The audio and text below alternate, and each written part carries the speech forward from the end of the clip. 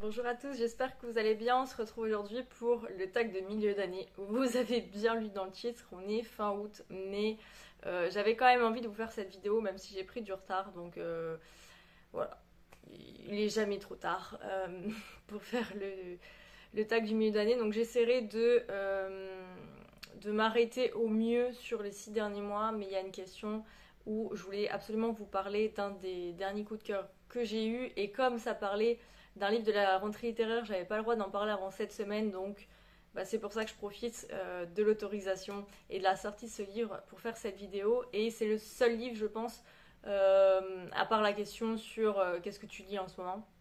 Mais j'essaierai sur la majorité des questions de rester sur les 6 premiers mois de l'année. Et pour ça, j'ai pris mon carnet de lecture où je note tous les titres de lecture que je fais avec des notes.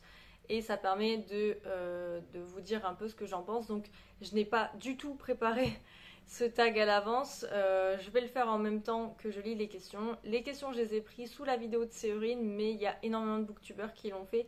Donc, si ça vous intéresse, vous pouvez taper sur YouTube tag mid-year ou milieu d'année. Je pense que vous trouverez facilement d'autres youtubeurs. Et pour ma part, c'est parti.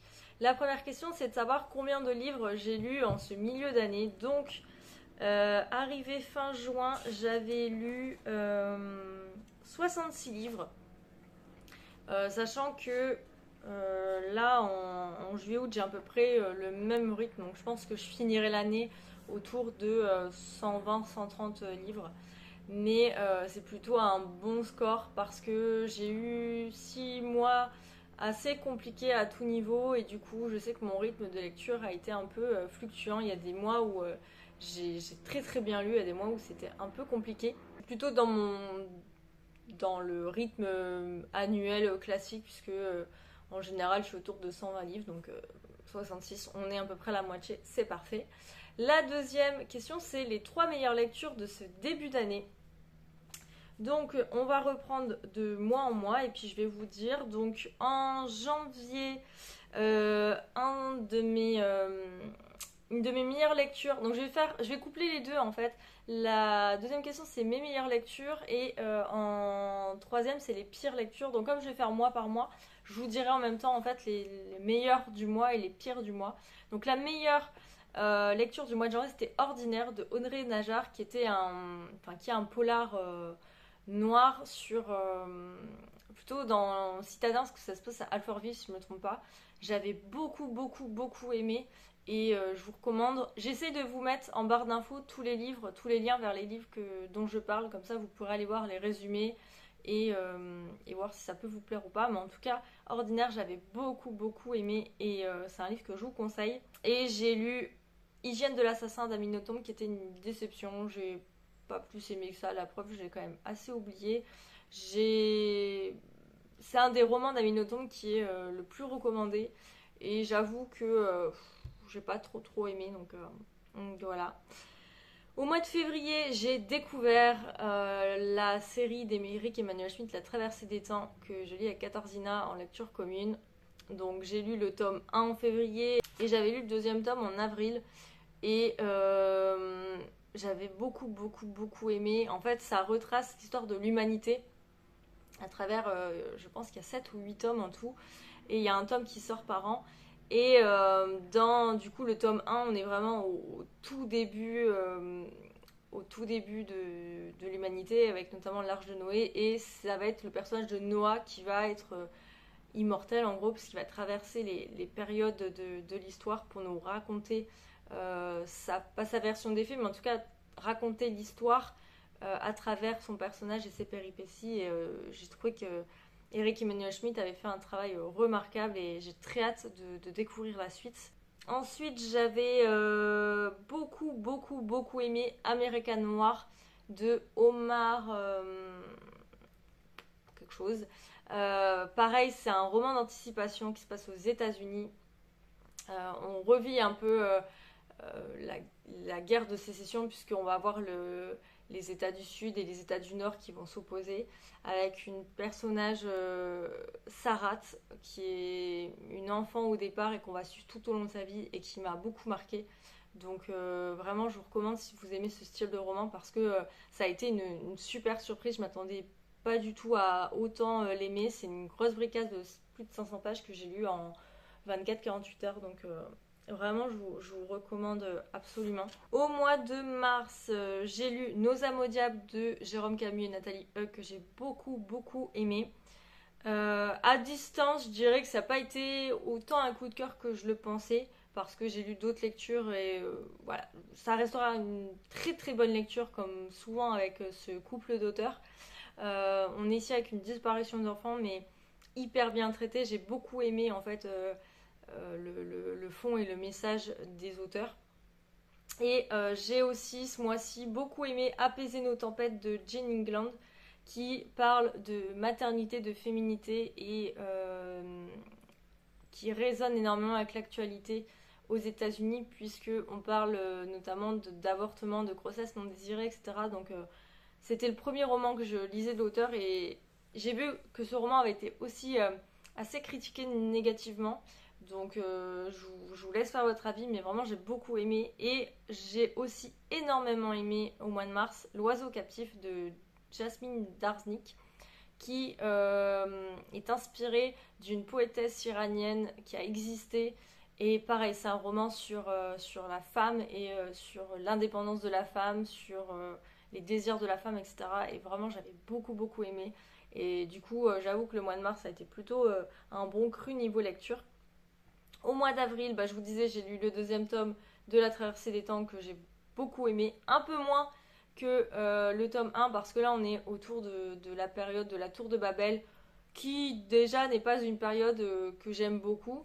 Et mais voilà, j'ai trouvé ça hyper intéressant de retrouver Noah et de suivre ses aventures. Donc rien que pour ça, je vous recommande. Mais mon gros coup de cœur du mois d'avril, c'était le magasin des jouets cassés de Julien Rampin, contemporain. Que j'adore la plume de Julien Rampin, je l'avais adoré il y a 2 ans maintenant d'en grandir un peu et là il fait des personnages exceptionnels et inoubliables donc je vous le recommande. Ensuite on arrive au mois de mai, j'ai été déçue par le Anne Galion, j'ai lu Ce que les étoiles doivent à la nuit en audiolivre. Et j'attendais tellement de cette lecture que j'ai été quand même très déçue. Donc ça rejoint la question 5 de ce tag. Ce tag c'est n'importe quoi au final parce que je fais à ma sauce. Mais ma plus grosse déception ça a été ça, c'est que j'attendais beaucoup de cet auteur. Je pensais la mettre au même rang entre guillemets que Melissa d'Acosta ou Virginie Grimaldi. Et en fait pas du tout. Donc je réessayerai je pense quand même un livre peut-être au format écrit. Peut-être que c'est l'audiolivre qui a fait que je me suis ennuyée. Mais ici on était dans un resto gastronomique je me rappelle. Avec un vieux dandy et une jeune femme qui voulait ouvrir un restaurant gastronomique du côté du Pays Basque. J'ai pas accroché de ouf. Donc voilà. Et la deuxième déception aussi, parce que j'ai eu 2 grosses déceptions, et celle-là c'est plus une déception parce que j'attendais beaucoup, j'aime tellement cet auteur que j'ai été déçue. C'est Buveur de vin de Frank Buis. Honnêtement, si je l'ai pas abandonné, c'est parce que c'est Frank Buis et que j'aime beaucoup ce qu'il fait. Les personnages sont autant noirs et très bien décrits. Par contre, je me suis ennuyée. J'ai trouvé que l'intrigue était pas forcément intéressante. Donc voilà. Si vous voulez découvrir Frank Buis, je vous conseille absolument pas Buveur de vin qui pour moi est le moins bon de ce que j'ai lu pour le moment. Si celui que j'avais bien aimé, c'est pas un des meilleurs mais j'avais beaucoup aimé, c'était... il y en a 2. C'est Je revenais des autres de Melissa d'Acosta parce que c'était ma découverte de Melissa d'Acosta. Et Les Fauves d'Ingrid Desjours, qui est très fort sur notamment l'embrigadement et Daesh. Donc vraiment, j'avais beaucoup aimé. Et au mois de juin, là j'ai lu Les Douleurs fantômes, donc qui est la suite plus ou moins de Je revenais des autres, puisque c'est les mêmes personnages 4-5 ans après. Et là vraiment, il était un cran au-dessus, donc j'ai beaucoup aimé, je vous recommande. Et l'autre coup de cœur que j'ai eu, c'est elle s'appelait Lucia. J'ai oublié le nom de l'auteur. Pierre-André. Elle s'appelait Lucia de Pierre-André. C'est le Diable au corps remisé version 21e siècle où on a inversé du coup un peu les personnages donc entre l'homme et la femme. C'est c'est intense, l'écriture est super belle, elle est poétique. Si vous avez aimé Les Diables au corps, vous allez autant aimer. Elle s'appelait Lucia, on se retrouve du coup en Espagne, du côté de Grenade, donc on voyage entre la Belgique et l'Espagne, avec ce jeune homme qui découvre un peu l'amour, la sexualité, sa vie d'adulte, etc. Et Lucia qui est une femme beaucoup plus mature, beaucoup plus euh, vivante et virevoltante et qui est libre dans tous les sens du terme. Donc vraiment j'ai beaucoup aimé et ça a été ma lecture marquante du mois de juin. Donc après la bonne surprise, j'en ai parlé. Il s'agit de American Noir qui pour moi allait être une histoire intéressante. Au vu du résumé, ça m'avait intéressé. En fait, c'était dans le cadre d'une lecture commune qu'organisait Séverine avec quelqu'un d'autre, mais qui avec Théo, je crois, de Chroniques Livresques. Et quand elle a parlé du résumé, ça m'intéressait, donc je me le suis procuré en occasion. Je l'ai lu et je l'ai dévoré. J'ai beaucoup aimé. Donc ça a été vraiment ma bonne surprise parce que je m'attendais pas du tout à avoir un si gros coup de cœur avec cette lecture. Donc vraiment, c'était la plus grande surprise et la grosse déception dont je voulais parler. C'est soit entre le Anguille Lyon, soit quand même pas mal avec Buveur de vent de Franck Bouys. Voilà, j'espère que j'aimerais beaucoup plus le nouveau roman de Franck Bouys qui sort là pour la rentrée littéraire. À voir parce que au vu des premiers retours, c'est pas ça non plus. Donc je suis si triste.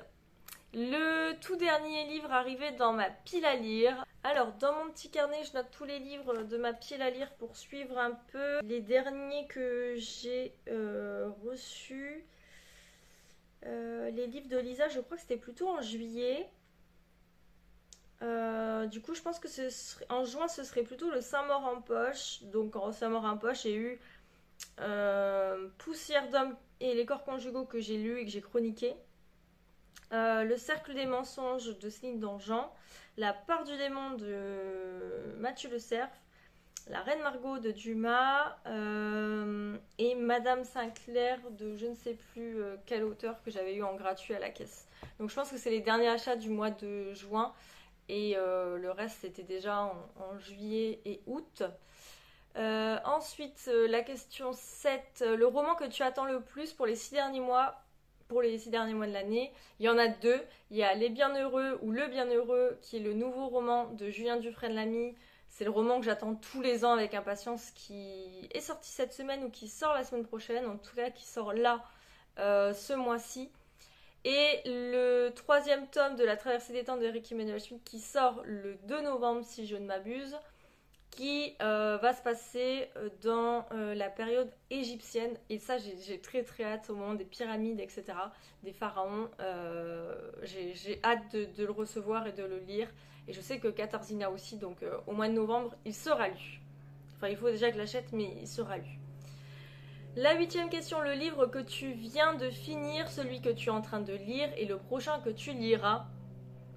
Celui que je viens de finir, c'est Crier dans les ruines de Alexandra Roselic, qui est un roman très court mais très intense sur une jeune femme qui est originaire d'Ukraine et qui en 86, lors de la catastrophe de la centrale nucléaire de Tchernobyl, va fuir avec sa famille en France. Elle va rester en France une bonne partie de sa vie et elle va, au moment où elle a quitté l'Ukraine, donc elle a tout quitté, et elle a notamment quitté son amoureux, donc c'est des adolescents, donc son premier amour, Ivan, qui lui est resté en Ukraine, qui voulait absolument pas quitter ses terres et quitter sa famille, et qui avait des valeurs très profondes par rapport à Tchernobyl. Et on va voir que malgré les années, ni l'un ni l'autre se sont oubliés, chacun a vécu différemment sa vie. Et voilà, donc ça a surtout parlé de cet arrachement, de ses origines, de son amour, etc. Et vraiment, j'ai beaucoup aimé, je vous en parle très bientôt dans un point lecture. Mais je remercie déjà Lisa et Malo d'en avoir parlé parce que ça m'a vraiment plu et j'ai passé un très bon moment de lecture. Celui que je suis en train de lire, il s'agit de Ankar de Christian Blanchard. Pareil, j'aime beaucoup. C'est un livre que je lis dans le cadre de Lisons l'Asie, notamment parce que c'est l'histoire d'une jeune femme qui a été adoptée, qui est originaire du Cambodge et qui a des cauchemars assez récurrents de sa vie qu'elle ne connaît pas parce qu'elle a été adoptée bébé, mais elle sent qu'il y a des choses un peu dans la mémoire transgénérationnelle du Cambodge. Et du coup, on fait des fois des allers-retours au Cambodge dans les années 70, je crois, 60-70. Et c'est très intéressant, j'aime beaucoup, je suis à la moitié, ça se dévore comme d'habitude avec Christian Blanchard et ça confirme du coup mon amour pour les livres de cet auteur. Et le prochain que je vais lire, je pense que ce sera le service presse que je dois chroniquer pour la semaine prochaine, qui est Nous les Allemands de Alexandre, voilà, qui de mémoire, je n'ai pas relu et je ne vais pas relire le résumé vu que je vais me plonger dedans incessamment sous peu aujourd'hui ou demain. Sur la Seconde Guerre mondiale. Donc, comme je vous en parle prochainement, je vous laisse le suspense, mais en tout cas, c'est le prochain livre que je vais lire. 9. Un moment qui aura marqué ta vie de lecteur cette première moitié d'année. Je vais tricher un petit peu parce que pour moi, c'est vraiment le livre. Du coup, c'est pas vraiment un moment, c'est vraiment plutôt la lecture de ce roman qui est Les Chères Impatientes de Marion Roucheux, qui sort chez Belfond ce mois-ci pour la rentrée littéraire. C'est un roman que j'ai reçu en service presse. Le résumé me tentait beaucoup. Je vais vous le lire. 6 mois après la naissance de son deuxième enfant, une jeune femme est admise en maison de repos au bord d'un lac de montagne. Alors qu'elle retourne skier seule pour la première fois depuis longtemps, elle rencontre un homme qui va réveiller son corps. Dans une langue poétique et crue, Les Chères Impatientes racontent un désir féminin dévorant qui ne veut plus renoncer à rien et peut tout renverser sur son passage. Donc, à part le résumé, je ne savais absolument rien parce que ce roman n'était pas encore sorti. Et j'ai demandé à Belfond du coup de recevoir ce roman que j'ai reçu courant juin.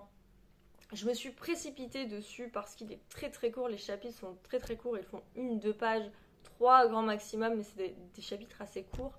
Et j'avais très hâte de le lire, je l'ai lu fin juin, début juillet, je l'ai adoré, je l'ai lu d'une traite, en fait j'ai pas pu le lâcher.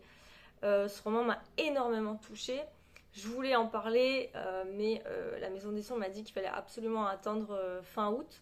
Donc je l'avais mis de côté, mais je ne cessais d'y penser. Et juste avant de le chroniquer, que ce soit à l'écrit ou en vidéo, je voulais le relire pour vraiment ressentir de nouveau ces émotions, l'impact qu'avait cette héroïne sur moi. Et ça l'a tout de suite fait, malgré que je l'avais lu même pas un mois et demi avant. J'ai été très émue à la deuxième fois. J'ai autant aimé ma deuxième lecture que ma première. Et vraiment, c'est un roman très puissant sur la femme, sur le désir féminin, sur la sensation qu'une femme peut ressentir après la maternité, etc. Vraiment, j'ai beaucoup beaucoup aimé et du coup, je vous renvoie vers mes chroniques, qu'elles soient écrites ou en vidéo, parce que c'est vraiment une lecture qui m'aura marqué cette année et je pense que ça fait un moment qu'on m'avait pas autant marqué. Je sais qu'elle s'appelait Lucia, m'avait beaucoup beaucoup émue et touchée. Et d'ailleurs, il y a quand même ce petit parallèle que je fais dans ces émotions et dans ce que j'ai ressenti, et dans vraiment ce côté femme libre, indépendante et cette recherche perpétuelle de liberté, d'indépendance que je trouvais dans Elle s'appelait Lucia, que j'ai retrouvé là. Mais ce roman était encore plus fort et vraiment il m'a beaucoup beaucoup marqué. Je sais que je le garderai dans ma bibliothèque et que en cas de coup dur, on va dire, où j'aurais envie de lire un roman doudou, je le sortirai. Mais vous n'êtes pas prêt de ne plus le voir sur la chaîne parce que je sais que je vais en parler et en reparler. Donc voilà, c'est vraiment le livre qui m'a le plus marqué dans ma vie de lecteur pour le moment en 2022. Et pour finir, est-ce que j'ai pris des résolutions pour cette fin d'année? Des choses que je veux ne plus faire? Qu'est-ce que j'espère pour les 6 prochains mois? Écoutez, j'espère juste continuer à faire de très très belles découvertes. J'ai quand même eu beaucoup beaucoup de très très bonnes lectures, je trouve, par rapport à l'année dernière. Là, on est déjà très bien niveau lecture, mais j'espère continuer. J'espère aussi me remettre un petit peu dans la VO anglaise. Parce que j'ai lu 2 livres business en anglais, j'ai vu que même si je comprenais pas tous les mots, en tout cas je comprenais le sens de ce qui était dit, et je me suis dit que je peux très bien me remettre en VO. En plus, il me semble que ça coûte quand même moins cher maintenant vu le prix des livres, donc ça peut être intéressant. Et puis notamment par exemple pour Virgin River, je pense pas que J'ai lu va continuer ses doubles éditions.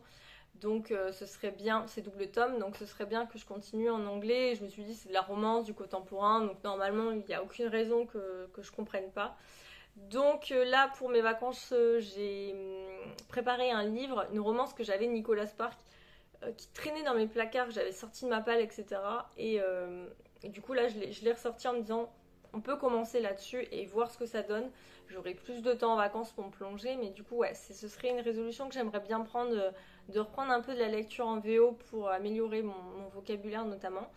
Et sinon j'ai pas d'autres résolution particulière. J'aimerais bien aussi reprendre le blog, mais ça dépend du temps que j'ai parce que ça me prend beaucoup de temps et du coup j'essaie de privilégier dès que j'ai un peu de temps, c'est de faire des vidéos parce que bah, vous pouvez le voir que des fois c'est pas forcément très régulier.